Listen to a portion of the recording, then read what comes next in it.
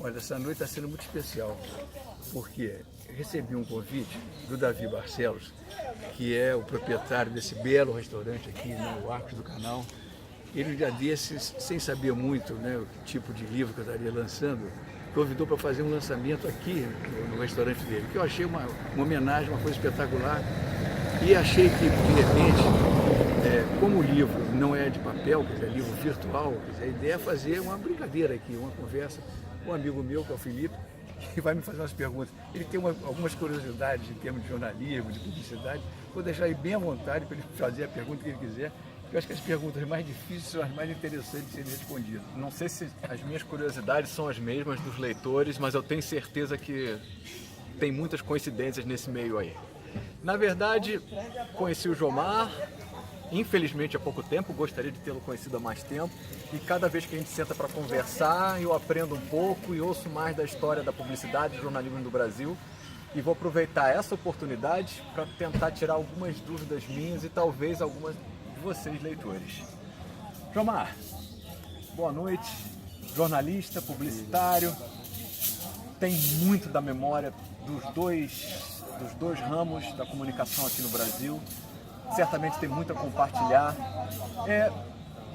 No básico, o que você hoje, olhando para a propaganda brasileira de hoje, para o jornalismo brasileiro de hoje, o que você pode dizer assim, que você sente mais falta do que tinha na época que você estava ainda na ativa e não tem mais hoje? Eu acho que está faltando um pouco de emoção, né?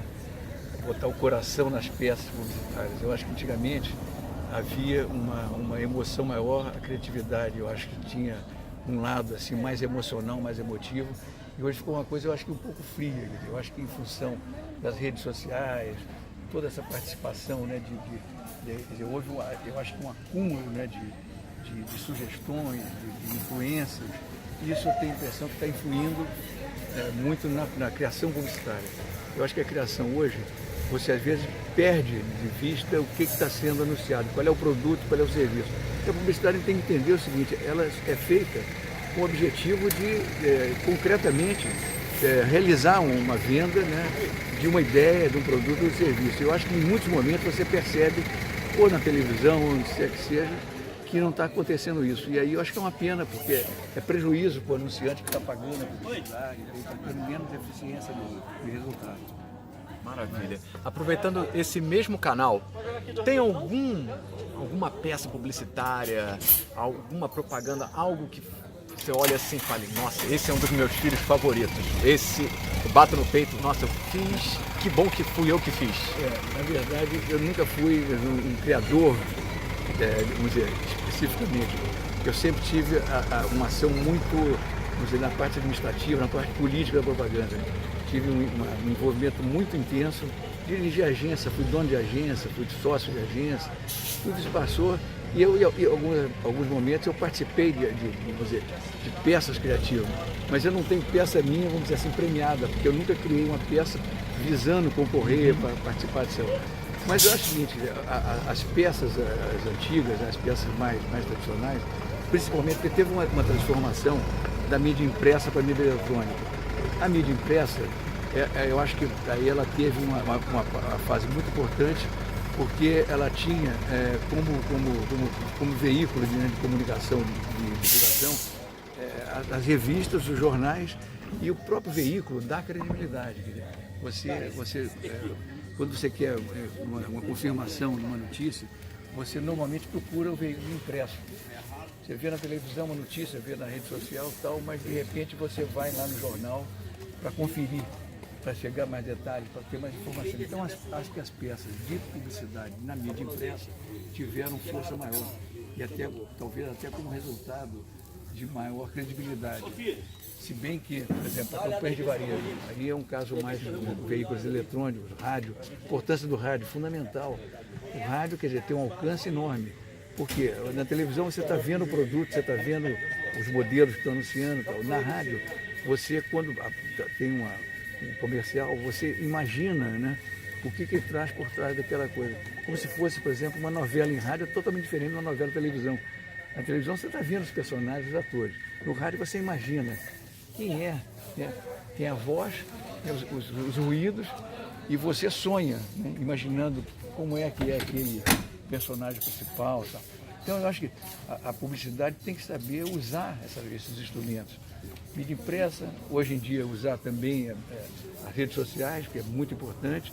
Então cada veículo tem a sua adequação. Eu acho que você criar uma peça achando que ela vai ter adequação a todas as mídias é muito difícil. Né? Eu acho que você tem que criar uma peça e fazer adaptações ou até de repente criar peça específica para cada veículo. É por aí. Mudando um pouco a pauta agora, trazendo um pouco da memória do Jomar, jornalista.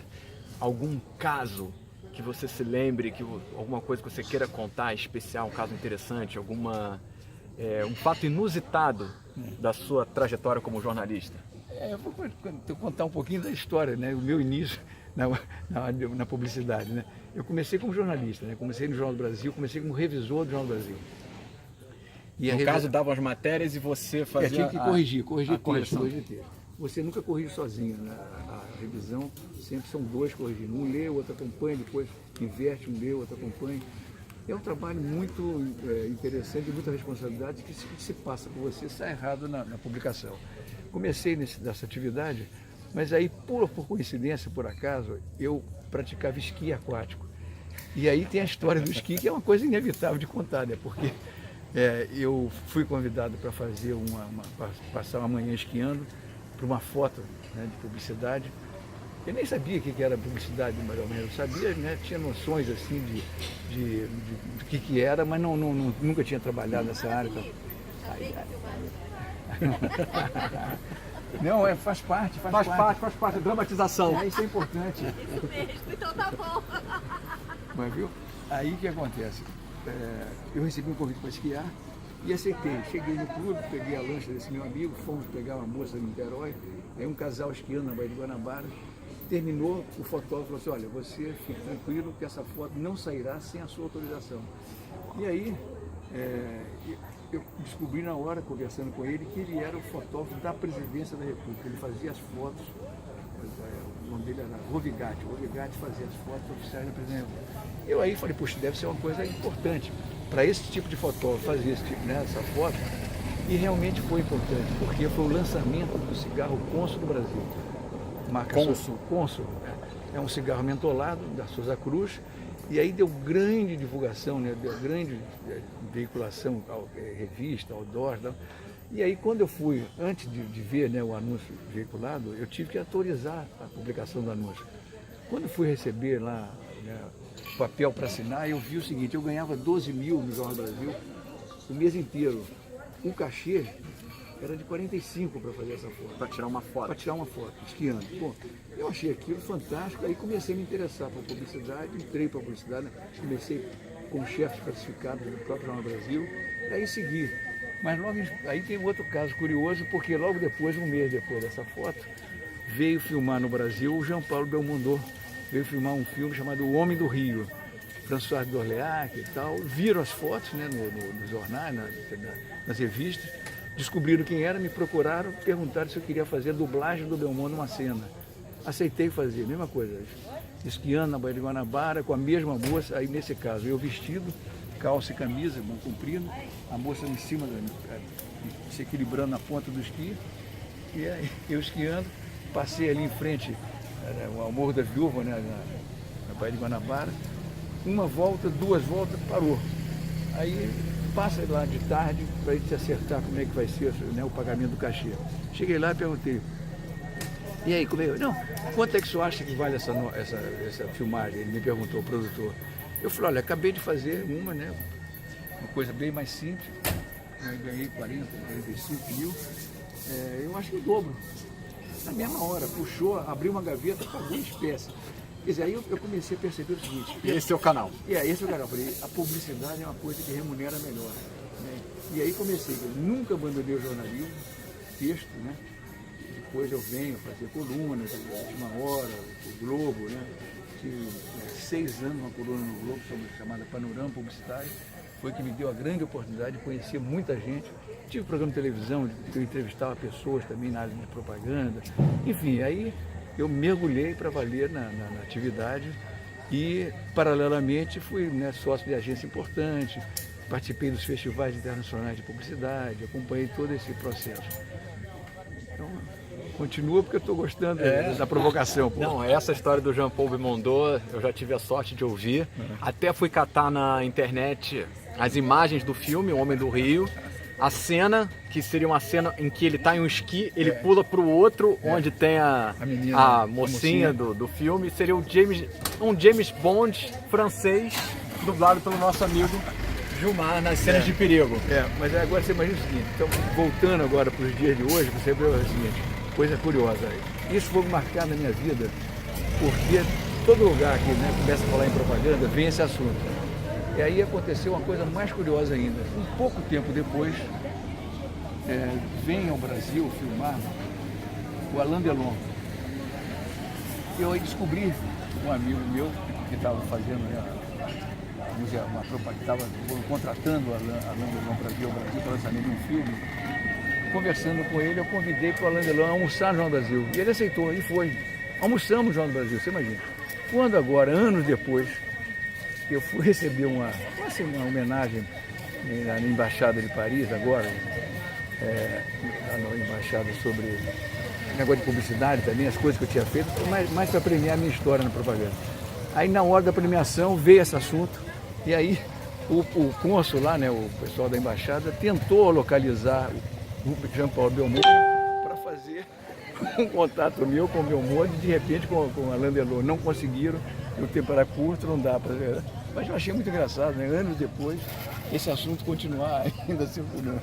Não, porque como foi sua porta de entrada para a publicidade, você começou, na verdade, modelando na publicidade. Então você passou por tudo, diretoria de criação, televisão, modelagem. Rádio, fazia plantão CBN, uma coisa muito engraçada, porque o plantão CBN falava 5 minutos sobre marketing.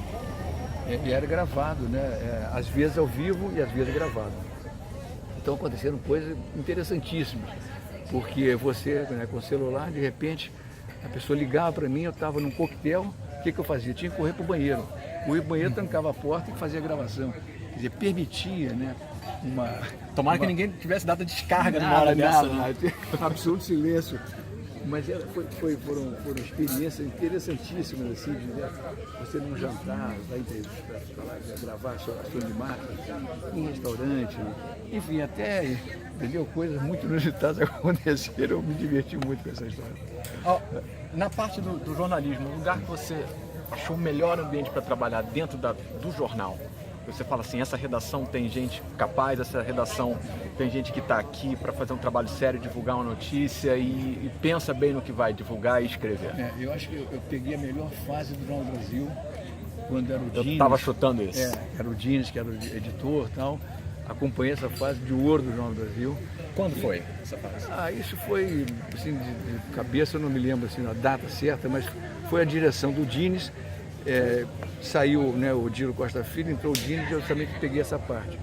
Agora, para mim, pessoalmente, o Globo foi o grande veículo, porque o JB, né, perdeu a projeção que tinha, o Globo cresceu e eu aí tinha uma coluna aos domingos, né, uma boa parte do jornal da página, e aí me deu uma projeção muito maior por causa da circulação do Globo, né. O contato que eu tive, por exemplo, o Dr. Roberto Marinho, o pessoal Evandro Carlos de Andrade, quer dizer, foram pessoas, né, quem fazia o SWAM, por exemplo, Carlos Leonan, né, o próprio Boechat, enfim, o Zósimo, ele foi dos 2 jornais, né, foi do Globo, foi do JB também, fui vamos dizer, informante deles, Anselmo Góes, trabalhei informando muito o Anselmo Góes lá atrás. Então vivi muito esse ambiente, né? Agora, a minha parte de ouro foi o Globo por causa da projeção que ele me deu pessoalmente, foi muito importante. E trazendo agora mais para o tempo atual, sei que deve ser muito difícil tentar garimpar, na publicidade, no jornalismo hoje, algo que você destaque, algo que seja assim, isso me traz alguma coisa de bom, isso me faz crê que nem tudo está tão perdido assim? Eu acho o seguinte, eu faço a complementação, né? Eu leio o jornal, papel, né? Sou leitor assíduo do Globo, assinante. Leio o jornal local, por exemplo, aqui de Cabo Frio, que eu acho que é interessante você ter, né, o aspecto regional bem. E faço a complementação através dos blogs, através da mídia eletrônica, né? E a mídia, vamos dizer assim, das redes sociais. Quer dizer, incentivado pelo amigo Richardson, por exemplo, entrei no Twitter pela terceira vez. Então o Richardson Vale, meu grande amigo, meu irmão, insistiu, acabei, voltei para o Twitter, estou gostando dele. Então acho que, entendeu, a complementação. Conseguiu limitar a sua verve criativa a 240 caracteres? Em vez de fazer uma informação só através de um veículo, vários veículos. Se você termina, né, o dia, por exemplo, extremamente informado. Você tem muita informação, muita possibilidade, né? Quer dizer, uma coisa que acontece hoje, quem é o repórter? O repórter hoje é a pessoa que está na rua. Um desastre em Londres, o passageiro do metrô filma na hora, minutos depois está no Brasil, está no mundo inteiro. Aquele rapaz foi o repórter, aquela moça que fez uma cena, de repente, uma briga, né, de rua, ela é repórter e ela está sendo útil, entendeu? E aquilo entra em função da internet, que é uma coisa maravilhosa. Mas olha, falei do Davi, tem que falar do Cláudio Pitas também, né, que é o sócio dele no restaurante. Quer dizer, eles inventaram essa história. Deixa eu explicar um pouquinho o que é o lançamento do livro, né? O livro está na Amazon. As pessoas podem... eu falei do Cláudio, o Cláudio está chegando aqui. Aí o tal Davi chegando também. Filmar, senão ele vai ficar preso. Ia acabar, chega ali do lado, está acabando agora com vocês dois. Eu estou explicando o seguinte, o Davi, numa gentileza extrema, me convida para lançar um livro aqui no restaurante dele, maravilhoso.